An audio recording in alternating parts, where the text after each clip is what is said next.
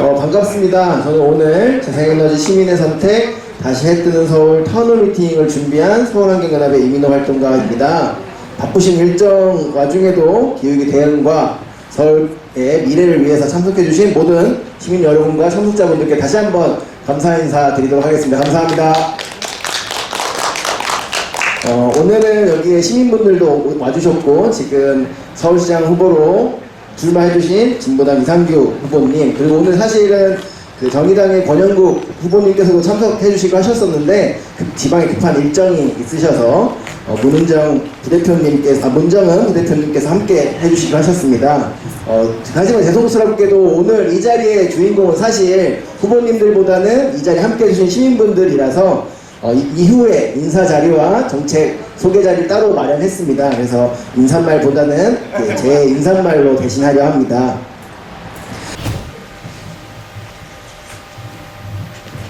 앞에서 발표하신 내용 중에 2023년에 시민 참여형 에너지 전환 조례가 폐지됐다고 아까 설명 중에 있었거든요. 그게 왜 폐지됐는지 저는 궁금합니다. 김원국 이사님이 해주실 수 있으실지, 아니면 다른 분, 어떤 분이 나가실까요? 하시죠. 거기 발표에 포함되어 있는. 네. 그래도 이제 발표문에 있으셨으니까 김원국 이사님이 말씀해 주시면 되겠습니다. 21년에 보궐로 당선된 다음 한 2달 있다가 기후환경본부를 몇 개월 동안 내부검사를 굉장히 심하게 합니다. 1차, 2차 내부감사를 한 이후에 10월 말 정도에 이 시민 참여형 햇빛발전 협동조합 공모사업으로 이루어진 발전소들에 대한 범죄화? 이런 부분이 굉장히 빠르고 아주 그냥 다량으로 생산이 돼서 언론 플레이를 하는데, 그러니까 시민 참여형 에너지 전환 조례 같은 경우가 이 공모사업의 핵심적인 내용도 들어가 있고, 그러니까 시장이 범죄화시킨 이 집단에 대해서 그 명분을 갖기 위해서 그 연관된 조례, 이런 부분까지 연관시켜서 그 다음에 그 이외에 여러 가지 지원 정책, 서울역 FIT라든가 공모사업이라든가 그 다음에 공공부지 공모사업이라든가 그 다음에 기후융자라든가 이런 굵직굵직한 지원 정책들을 모조리 다 중단시키고 중단시키면서 이 조례가 함께 슬그머니 폐지된 내용으로 이해하시면 될 것 같습니다. 좀 어려움이 사실 있었고요. 큰 병원이라던가 어쨌든 도서관이라던가 좀 많이 알아봤습니다만 현실적인 어려움들이 사실 굉장히 컸습니다. 어쨌든 공공 건물이 공공의 공간이 아닌 사적 공간들, 특히 기업이 가지고 있는 공간들은 기업이 사실 잘 빌려주려고 하지 않습니다. 또 협동조합을 약간 잘 모르기 때문에 훨씬 더 또 그런 문제들이 생기는 것 같고요. 저희가 아무리 시민들의 어떤 공공성을 얘기하더라도 사적 공간들을 좀 줄기는 어려웠던 부분들이 교회라든가 성당들도 사실 많이 알아봤는데요. 어려움들이 사실 많이 있었다라고 말씀드리고 싶고요. 가능하다고 하면 아까 신축 건물에 대한 어떤 조례를 우리 이현석 대표님께서 말씀하셨는데, 그런 것처럼 기존에 있는 큰 건물들에 대해서도 특히나 옥상 주차장 같은 경우는 좀 현실을 한다고 하면 사실 나쁠 이유가 전혀 없거든요. 그런 것들이 더 필요하다고 생각을 합니다. 네. 그리고 시민 발전에게 기회를 많이 주고 그런 걸 통해서 재생에너지가 확산되고 확대됐으면 좋겠다는 바람이 있어서 그 가치를 좀 우선적으로 서울시에 반영했으면 좋겠다는 의지로 시민 참여 말씀드렸고요. 혹시 더 부가해서 말씀 그런 뜻으로 말씀드렸습니다.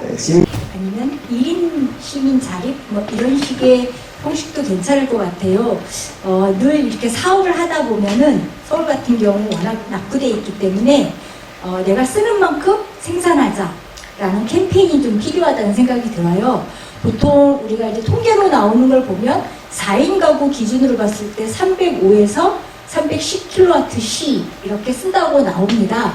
그걸 1인으로 연간으로 환산해 보면 4,858kWh 정도가 나오거든요. 그렇게 되면 1인당 3.7kW를 설치했을 때 설비 용량과 이게 등가시키면 1년에 내가 쓰는 양을 만큼 생산한다라고 하면 3.7kW 정도 설치를 하면 되는 걸로 저는 이해가 되는데, 그런 의미를 좀 담는 이런 그 구호나 캠페인성 구호 이런 것들이 좀 있다면 시민들이 좀 참여하는 데 좀 쉽지 않을까.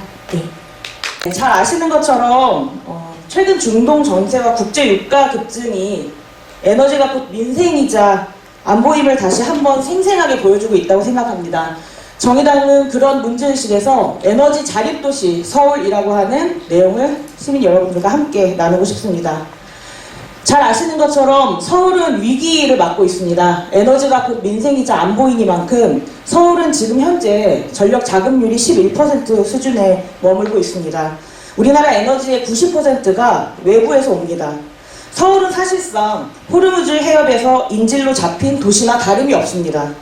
기름값이 오르면 시민의 삶이 무너지고 전기요금이 오르면 자영업과 가게가 동시에 흔들립니다. 이 구조를 바꾸지 않는 한 서울의 민생도, 경제도, 기후도 지킬 수가 없습니다. 지금 이제 교통 문제에서 서울은 사실은 대중교통에 큰 불편함이 없습니다.